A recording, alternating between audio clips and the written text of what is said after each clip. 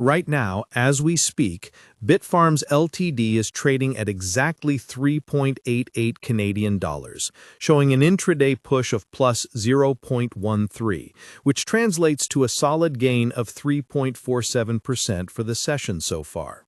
When you see a move like that, nearly 3.5% in a single trading day, your first instinct is probably to pull up a chart of Bitcoin, assuming that the primary cryptocurrency is rallying and dragging this miner up with it. That is the standard expectation. Bitfarms is a proxy for Bitcoin, a leveraged play that goes up when the coin goes up and crashes when the coin crashes. That is the comfortable narrative that most retail traders on platforms like Robinhood app or SoFi Invest live by.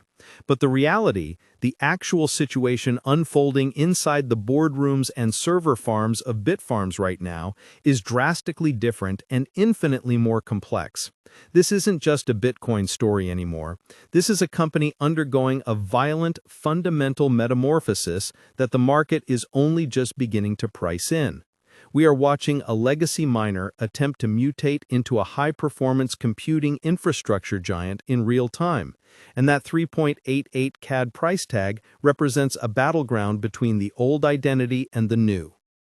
If you are sitting there with your Fidelity mobile app open, looking at this chart, you might be confused. Bitcoin is trading at historic highs, yet Bitfarms is trading at levels that seem disconnected from that euphoria.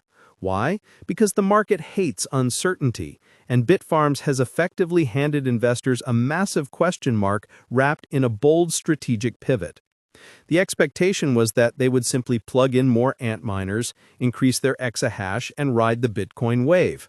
The reality, revealed in their recent strategic updates and Q3 moves, is that they are aggressively deprioritizing pure-play mining in South America to chase the AI narrative in the United States. They are exiting Paraguay and Argentina to double down on Pennsylvania and Washington.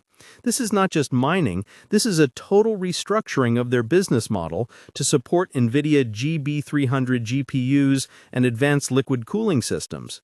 When you buy this stock today, you aren't just buying hash rate, you are buying a speculative call option on their ability to build data centers for artificial intelligence. Let's look at the immediate market action we are seeing today. That 3.47% gain to 3.88 CAD is significant because it comes on the heels of a brutal earnings reaction just a few days ago.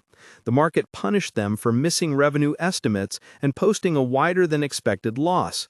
But today's action suggests that the sell the news event is over and smart money is stepping back in to accumulate shares at these lower valuations. Volume is ticking up, which usually indicates that institutional players, perhaps those using interactive brokers trading platforms or Fidelity wealth management services, are starting to build positions for the next leg up. They see what the retail crowd misses: the massive liquidity injection. Bitfarms recently closed a convertible note offering raising nearly $600 million. They are sitting on over $800 million in total liquidity. In a capital-intensive industry like this, cash is oxygen, and Bitfarms has just taken a massive breath while its competitors are gasping. This brings us to the elephant in the room that dominated the narrative for most of the last year, the Riot Platforms saga. You cannot understand the current price of 3.88 CAD without understanding the war that was fought to keep this company independent.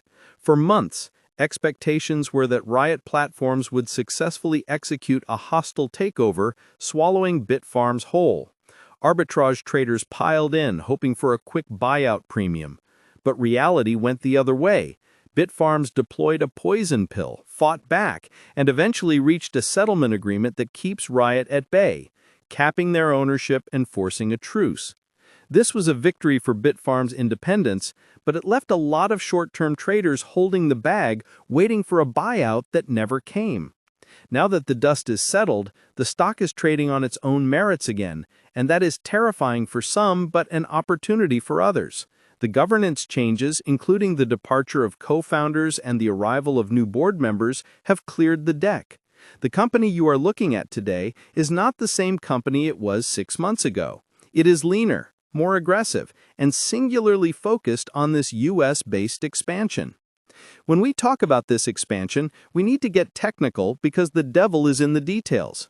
Most people, using a simple investment help tool or a robo-advisor like Schwab Intelligent Portfolios, don't dig into the engineering specs of a data center, but that is where the value lies. Bitfarms is converting their Washington state facility to handle high-performance computing. This isn't just about swapping out machines. Mining Bitcoin is relatively dumb power usage. You plug it in, it runs hot, you cool it with fans. AI computation is different.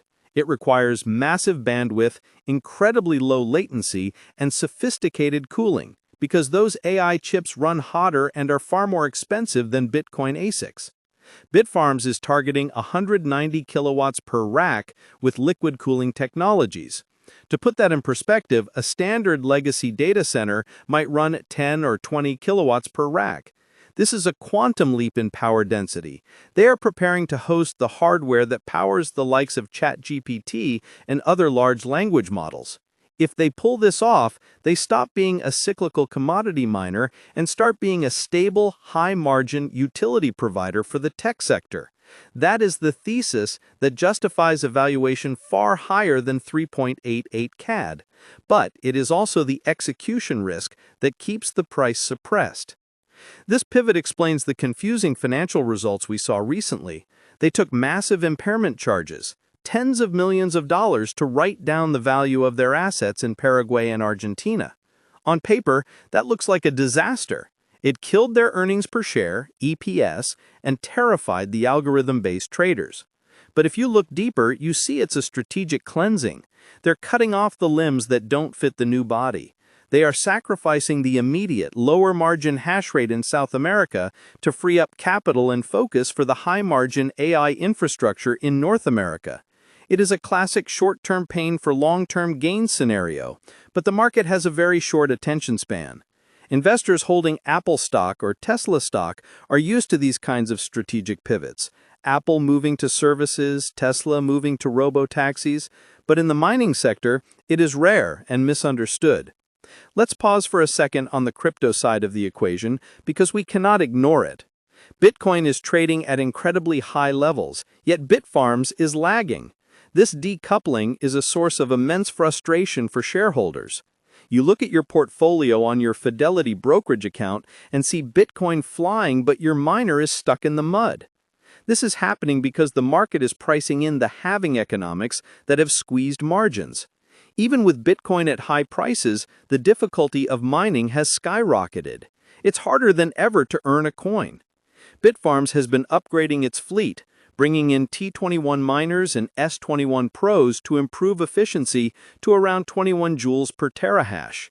That's a great number, but they face delays in getting there.